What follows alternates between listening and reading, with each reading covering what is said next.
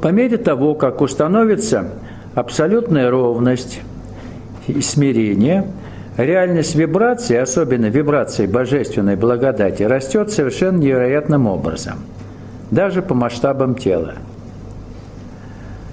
Непременное условие непрестанного стяжания божественной благодати – это абсолютный покой эмоциональный, то есть абсолютное внутреннее смирение, то есть приятие всего и вся как данность без оценки.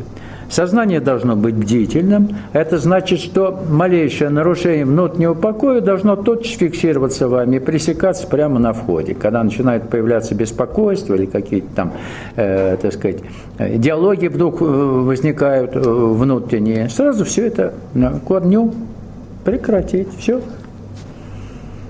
Бдительно, внимательно относиться к тому, что входит в ваше сознание, в ваш активный ум. И тормозить его. И чем чаще вы будете это делать, тем скорее божественная сила овладеет вами, вашим сознанием, и тогда уже она сама большей частью будет заниматься остановкой мысли. Она их будет, ненужные мысли, просто растворять. Потоки они будут растворяться, они не могут даже войти как следует.